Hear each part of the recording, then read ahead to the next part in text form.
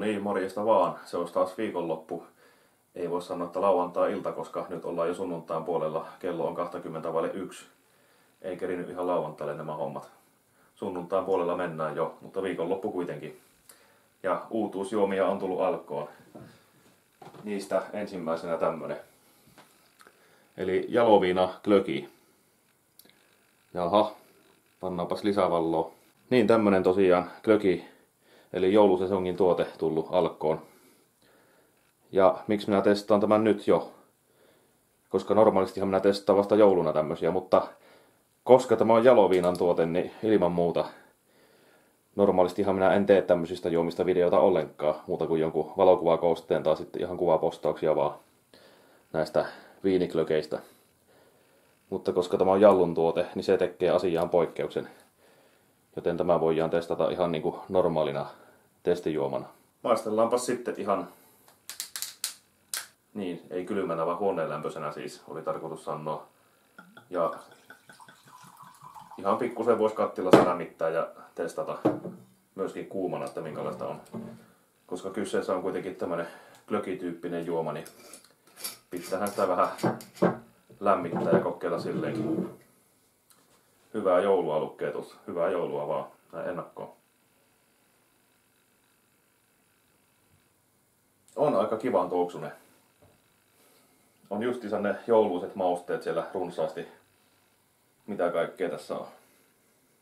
Kaneeli ja neilikkaa, joo. Kyllä ne sieltä tuoksusta löytyy. Semmoista hedelmäisyyttä, vähän semmoista pientä konjakkimaisuutta ehkä on, joo.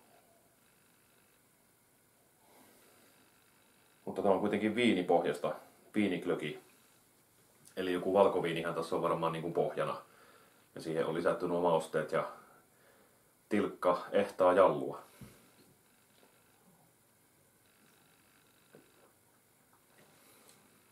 Joulumausteista, semmoista makean puoleista, niin kuin nämä yleensäkin on nämä tämmöiset glögijuomat, mitä alkosta saapi, niin on niissä sitä makkeutta jonkun verran. Tai aika paljonkin, mutta ei silleen mitään ällömakkeita.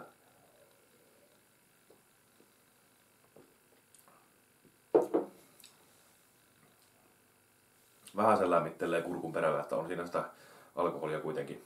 Yleensähän tämmöiset on 15%, mutta tässä on 20.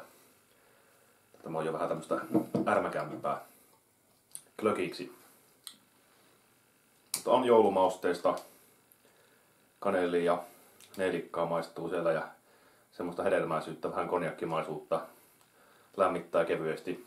Menee kyllä ihan raakanakin, ei kai tätä tarvii lämmitellä, mutta kun kerran kerkesin sanoa, niin lämmitetään toki. Testataan silleen, mutta antaisin jo ihan kylmänä jopa 7,5. Ihan tämmöisen, tai siis tämmöisenä huoneenlämpöisenä siis. Kylmänä saattaisi olla jopa parempaakin, mutta huoneenlämpöisenäkin 7,5. Ja lämmittää, eli on siinä sitä alkoholia, että se ei ole ihan mitään laihinta mahdollista litkuu kuitenkaan, että sitäkin puolta löytyy tästä jonkun verran. 7,5 huoneenlämpöisenä testataan vielä kattilassa lämmitettynä, mutta ei tuhlata kovin paljon, koska sitä alkoholia höyrystyy hukkaan siinä hommassa. Ihan vähäsen vaan.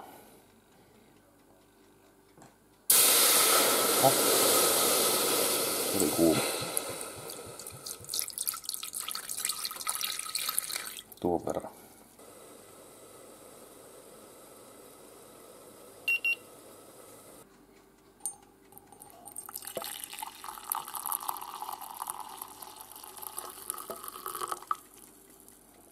Noin. No niin, nytpä se on semmoista höyryävän lämmintä kautta kuumaa.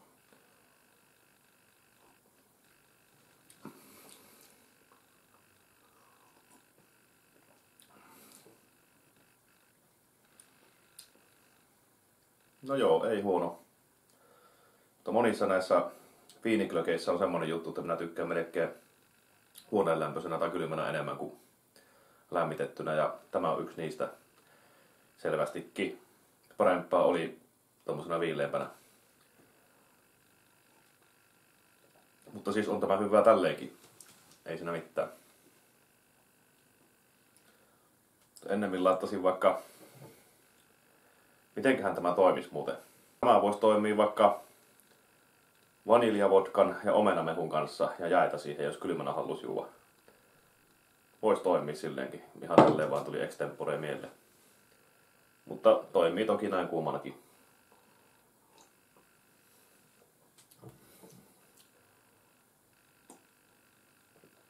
Mutta en minä anna lämmitettynä kuin 7 ja varovaisen plussan siihen päälle.